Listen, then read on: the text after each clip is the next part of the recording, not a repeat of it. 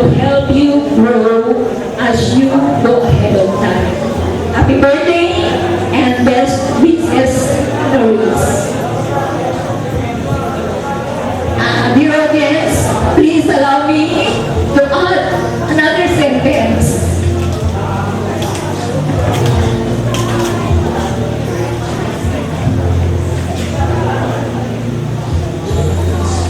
And this is a message from your Mama Nita and Mama Nati. Doris, the longest day came when you woke up one morning and discovered the truth that God still honors your world despite of the trials, the pains, the hurts, and problems you encounter in life. Let me share you some ways to be successful. Love God most. 1. Be enthusiastic. Be humble and honest. Be confident. Always have a good attitude. Don't worry. Love your papa and mama, sisters, titas, titos, relatives, friends, and people around you. Smile. Lastly, study more. Good luck, good health, and God bless you. Happy birthday from Mama Nati and Mama Liz. Thank you. Doris, happy 18th birthday. I hope you like this stuff.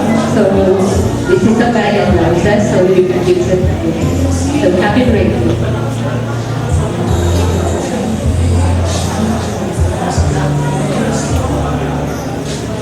Hi, Doris.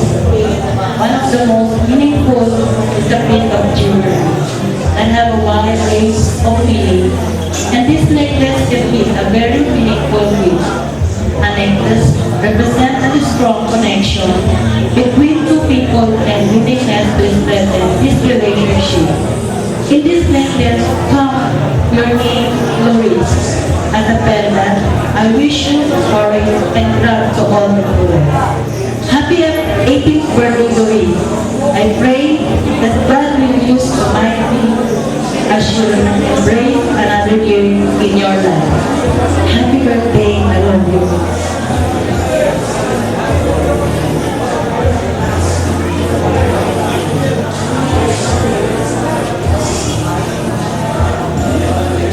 Doris, sabi sabihin daw kung ano yung gift. So, ang gift ko ay watch. So, sabi nga, life is so short. So, use your time wisely. And time management sa lahat ng mga gagawin mo sa buhay mo. Sabi nga, hindi natin pag-aari yung buhay natin. Hindi ang Diyos ang nag-aari ito. Kaya, dapat kung ano man yung gagawin mo dito sa mundo, dapat kalooban natin ang tumulong. Parang handa tayo, kung dumating man yung tayo na nangarap para sa Kanya. Lagi ko yung sinasabi sa'yo as your teacher in grade 6 Garibar. So, use your time, spend time with God always, especially sa pagbabasa ng Bible at pag-pray. So, mahal ka namin ang mama mo. Alam mo yan. Baby ka namin noon, ngayon hindi ka na baby. So, happy birthday.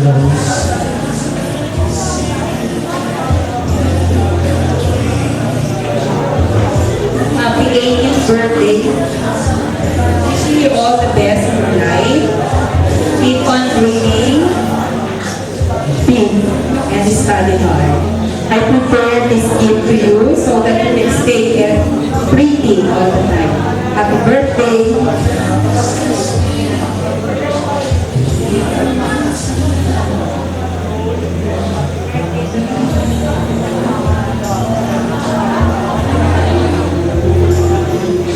Yung gift ko sa'yo, nagamit ko to sa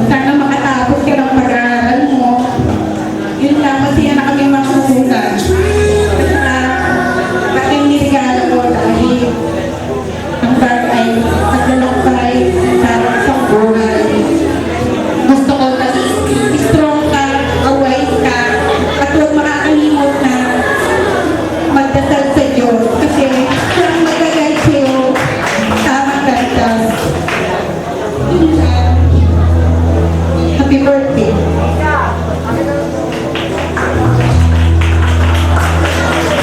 Happy birthday, Mr. Pride. Your mom is voting. My gift for you symbolize your personality. Stay pretty, sweet, loving, and humble. Just follow your dreams. Happy birthday.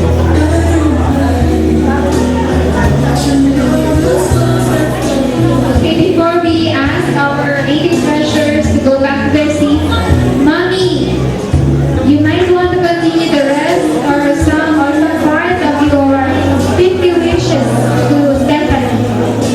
The second batch is our wish.